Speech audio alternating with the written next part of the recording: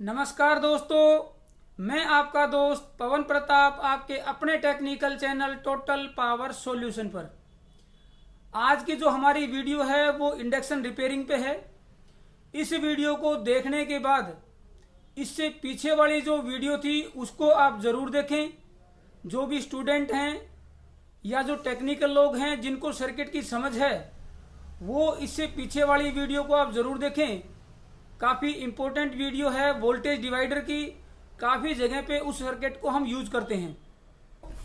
आज हमारे पास ये ऊषा कंपनी का इंडक्शन रिपेयर होने के लिए आया है। इसमें क्या प्रॉब्लम है वो मैं आप लोगों को पहले बता देता हूं, उसके बाद उस प्रॉब्लम को हम समझेंगे, डायग्नोस करेंगे, सॉल्व करेंगे, रिजोल्व करेंगे, ठीक करेंगे। ये इंडक्शन जो है आपका जो ये लिक्विड है उसको गर्म करता है। जब इसको ऑन करते हैं तो इस लिक्विड को, इस पानी को ये गर्म करता है, लेकिन कंटिन्यूस लगातार गर्म करने की बजाय ये उसको 3-3, 4-4 सेकंड के लूप में गर्म करता है। यानी कि एक बार ये गर्म करता है फिर बंद हो जाता है, फिर 3-4 सेकंड के लिए ये काम करता है फिर बंद हो जाता है। हालांकि डिस्प्ले पे इसका यहाँ पे कंटिन्यू जो डिस्प्ले है वो यहाँ पे शो करता रहता है। जितना भी ये डिग्री सेल्सियस है और ये डिस्प्ले पे है वो बंद नहीं होता है। सिर्फ प्रैक्टिकल इसकी जो हीटिंग है वो 3-4 सेकंड के लिए हीट करता है फिर रुक जाता है, 3-4 सेकंड के लिए हीट करता है, गर्म करता है, फिर रुक जाता है। यानी कि एक जैसे लूप होता है साइन वेव की तरह, उस तरीके से ये आपका गर्म करता है कंटिन्यूस करने की बजाय। अब इसको यहाँ पे समझेंगे, उससे पहले मैं आपको एक बार यहाँ पे शो कर देता हूँ। इसको ऑन करके थोड़ा सा मैंने इसको गर्म भी किया है ताकि आप इसकी आवाज़ को महसूस करें। उससे आपको पता लगेगा कि इसका क्या बिहेवियर है, कैसे ये आपका डिसकंटिन्यू रूप में गर्म करता है। ये देखिए आवाज़ इसकी महसूस करें आप।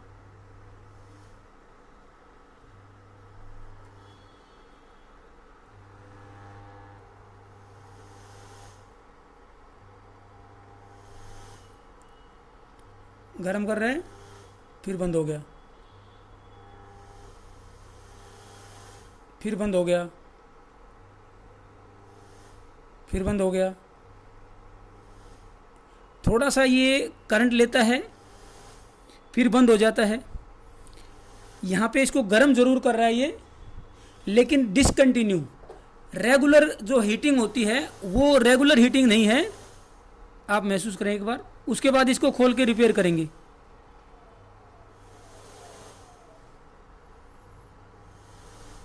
ठीक है, अब इसको यहाँ पे हम ओपन कर लेते। पीसीबी को हमने बाहर निकाल लिया है।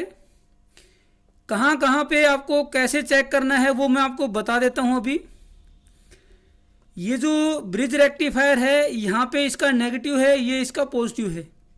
इसका जो नेगेटिव है वो आपका इस मोटी वायर के जो जंपर है, मोटी वायर का जो ये जंपर है इसके थ्रू आपका यहाँ पे जंप करता है, यहाँ से यहाँ। ये आपका नेगेटिव है, ये आपका पॉजिटिव है रेक्टिफायर का।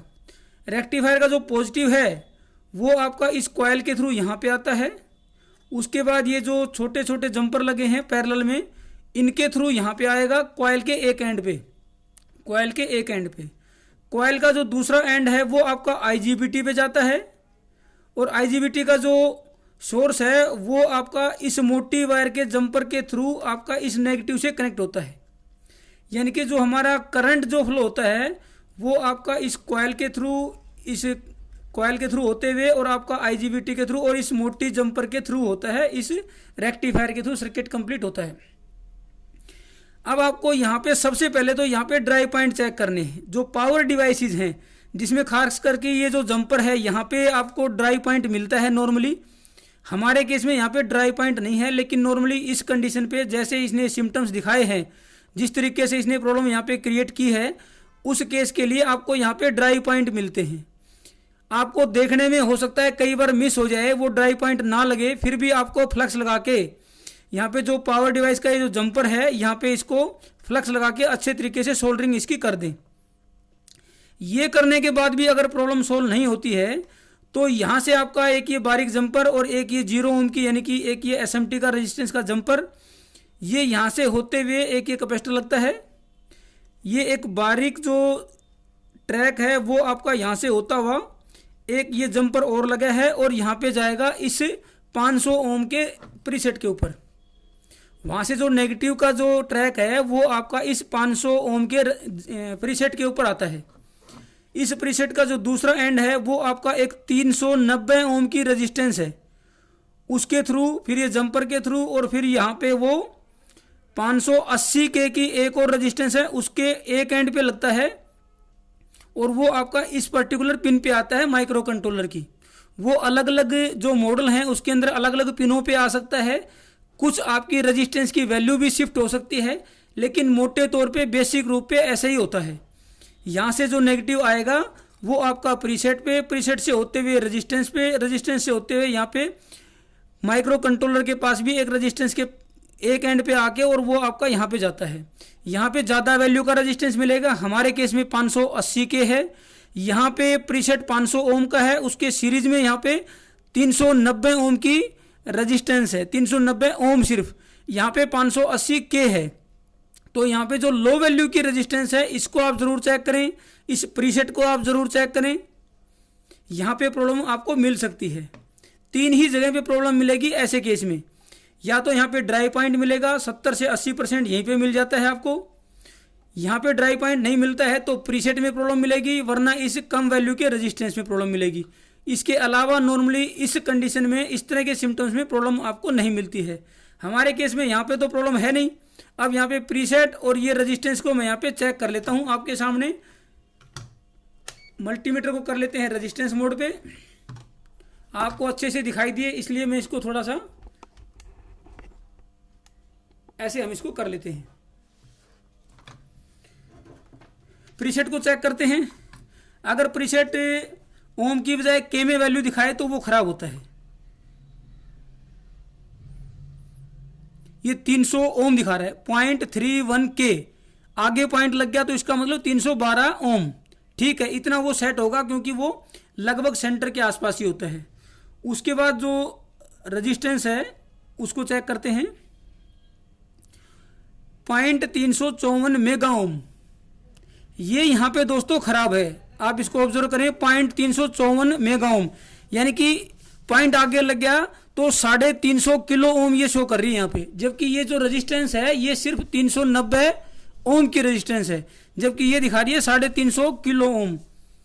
जिसको 390 ओम दिखाना चाहिए था वो यहाँ पे 350 किलो ओम दिखा रही है। ये रेजिस्टेंस यहाँ पे खराब है।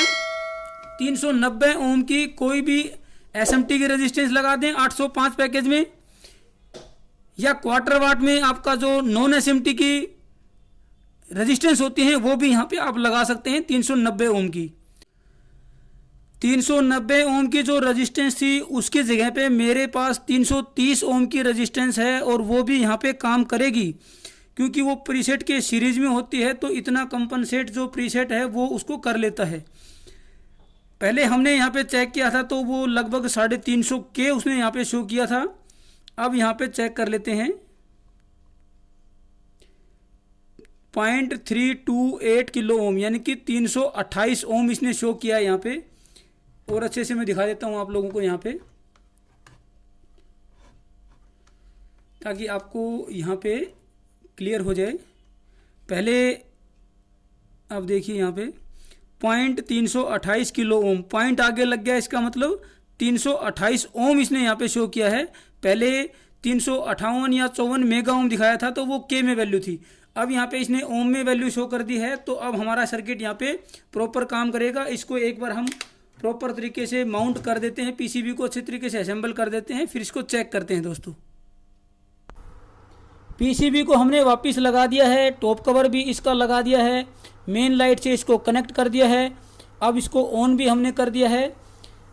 अब ये लगातार यहाँ पे पानी को गर्म कर रहा है, बजाय कि डिसकंटिन्यू मोड में जैसे कि पहले 3-4 सेकंड के लिए गर्म करके रुकता था, अब वो इसमें समस्या नहीं रही है। अब ये हमारा इंडक्शन रिपेयर हो चुका है, लगातार ये पानी को अब गर्म कर रहा है। आप इस चीज़ को महसूस भी कर सकते हैं। इसी तरह के अलग अलग अप्लाइंसेस के रिपेयरिंग के वीडियोस अगर आप देखना चाहते हैं तो आप हमारे चैनल की प्लेलिस्ट पे जाके अलग अलग प्लेलिस्ट हमने बनाई है। इंडक्शन के लिए अलग टोटल इंडक्शन रिपेयरिंग के नाम से, कहीं पे इन्वर्टर रिपेयरिंग के नाम से अलग अलग हमने प्लेलिस्ट बनाई हैं हमारे चैनल के अंदर। वहाँ पे जाके आप लगभग 450 से ज़्यादा वीडियोज़ हैं अलग अलग अप्लाइंसेज के रिपेयरिंग की, उनको आप देख के रिपेयरिंग सीख सकते हैं। नए हैं तो चैनल को सबसे पहले सब्सक्राइब कर लें, बेल आइकन दबा दें ताकि आप लोगों को नए वीडियोज़ की नोटिफिकेशन लगातार मिलती रहे। थैंक यू दोस्तों।